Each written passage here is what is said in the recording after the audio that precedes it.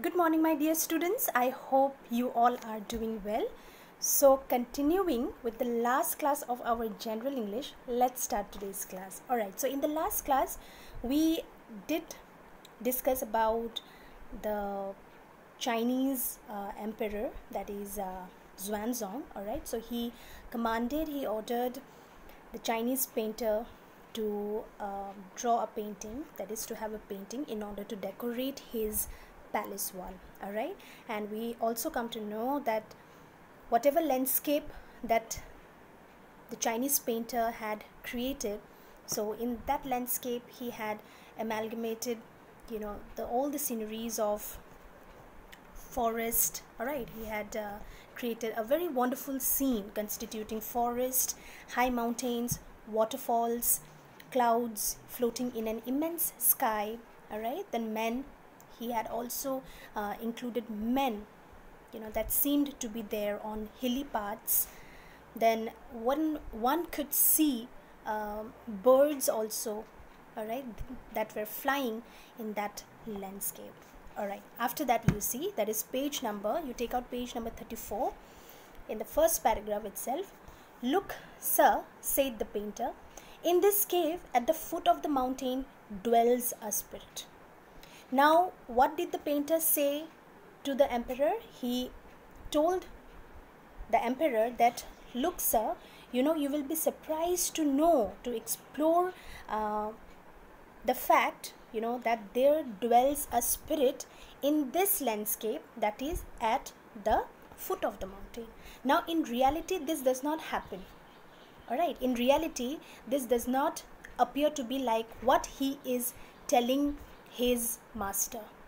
But why did the Chinese painter say this to the emperor? In order to see and look at that piece of painting from his imagination level.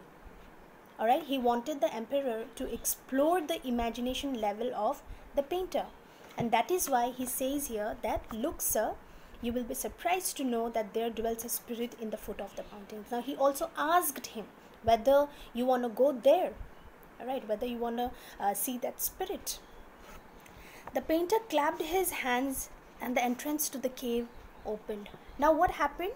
That while he was telling the emperor, about all these things, then all of a sudden the painter, he clapped his hands and the entrance to the cave. Now, when he says that, there dwells a spirit in that cave, then what happens? The entry gate of that cave, that all of a sudden opened when the painter clapped his hands. Now, that's strange, that weird. All right, that normally in reality doesn't happen. All right, so here we can actually see that a Chinese painter wants an observer, a viewer, to explore, to go through his imagination in order to beautify and enjoy a piece of painting that a Chinese painter creates. The inside is splendid, beyond any words can convey. All right, now what does the Chinese painter see here? That you will be mesmerized to see the inside of the cave. Why? Because it is damn splendid. "Please let me show your majesty the way." Now, who says this line? That is the painter to the emperor. The painter entered the cave. Now, what did the painter do? He entered the cave, but the entrance closed behind him. Then the moment he entered it, then what happened? The entrance to the cave, all right, that was there behind him, that was closed. Suddenly that was closed. And before the astonished emperor could move or utter a word, the painting had just vanished from the wall. Now, how could it happen in reality?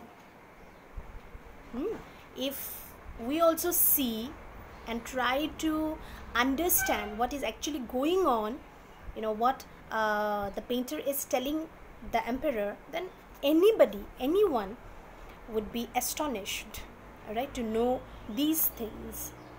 All right, because in reality it doesn't happen. All right. So what happened? That the moment the painter entered the cave, and after that, the gate, that was there behind him, that was closed all of a sudden. Then again, the astonished emperor, before the emperor could move and say any word, the painting had just vanished from the wall.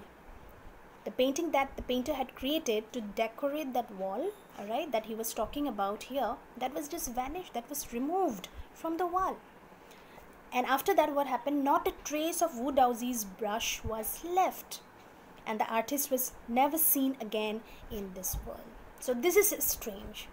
Now, what happened afterwards? Afterwards, there was no trace of that, not even a single trace of that painting that was left at that moment. All right, not even a single brush, painting brush of Wu Daozi was there. All right, and the artist was also disappeared from that place. The artist who had created the painting, he had also disappeared from the place, and he was never seen again. He was never seen in the world again in his life, that is in emperor's life. He had never seen him again in his life. All right, so this is what the story of that Chinese painting about. All right, so if we try to imagine, if we try to go into the depth of this seems to be unrealistic. Why? Because it really doesn't happen in realistic world. All right, but this was just a glimpse of the imagination level that travels in the mind of a painter. All right, and that is what through this story the writer wants to convey to its readers. All right, so I hope this paragraph is clear to you. All right, now coming to the next paragraph, see, such stories played an important part in China's classical education. Now such kind of stories, which doesn't seem to be realistic, it happens to be the most classical stories of Chinese painting. The books of Confucius and Zhuangzi are full of them.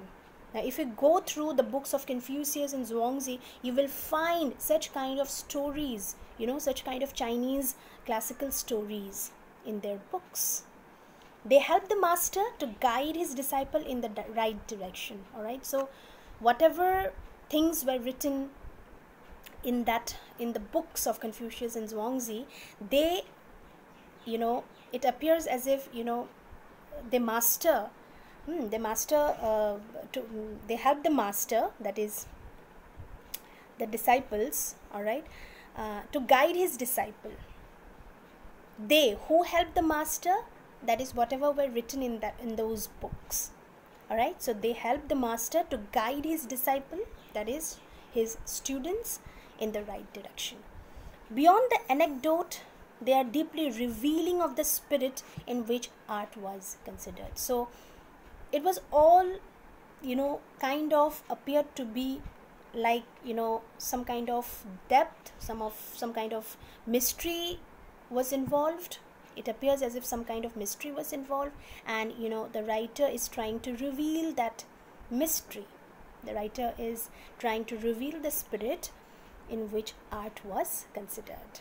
All right, so contrast this story or another famous one about a painter who would not draw the eye of a dragon he had painted for fear it would fly out of the painting, with an old story from my native Flanders that I find most representative of Western painting. Now contrast this story, contrast to this story. Now that is the contrasting part that we studied with the Chinese painting was of the European painting. All right, so now this is an example of European painting. All right, so what happened is that the writer is saying about another story, all right, where we can again find a famous painter, and he would not draw the eye of a dragon, he had painted. Now a dragon he had painted in his panel, all right, in his art panel, in his painting panel, and he was not ready to draw the eye of that dragon. Why? Because he had a fear that, the moment he paints the eye of the dragon, then the eye, what happens is that the dragon would just fly out. It will fly out of the painting. So for that fear, because of that fear, he denied to draw the eye of the dragon.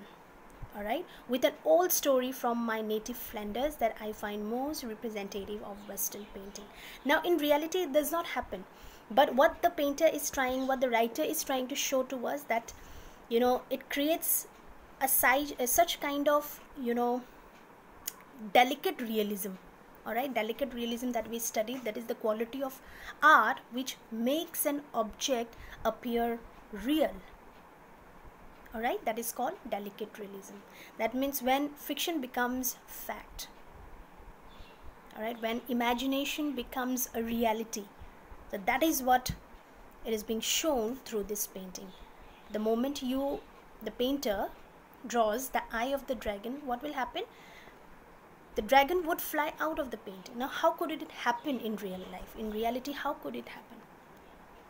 Alright, so the writer is trying to show the essence of art, because art has got the talent, art has got the quality to make any non-living object appear as real. Alright, so this is the contrasting story.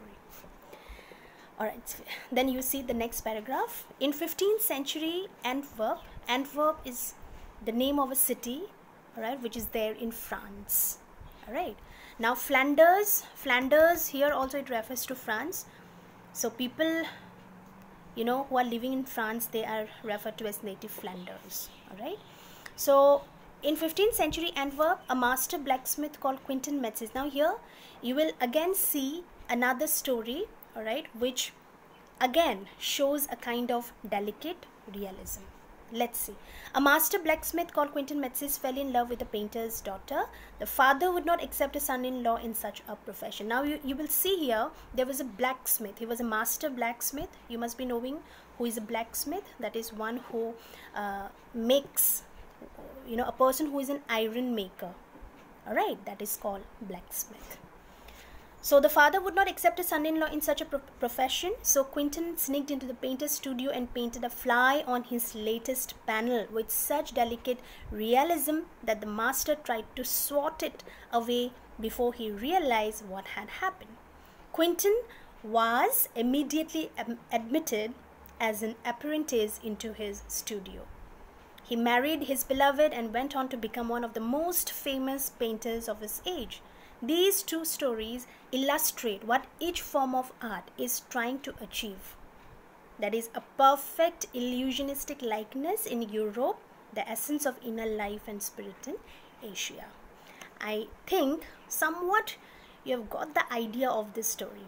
Alright, so now this is quite a long paragraph. Alright, if I explain this in today's class, it will take a lot of time. Alright, so you please go through this paragraph again, alright, by yourself, and in the next class we shall continue with the explanation part of this paragraph. Alright, so for today let's wind up and have a great day ahead, and all of you please take care, and we will continue in the next class. Thank you so much.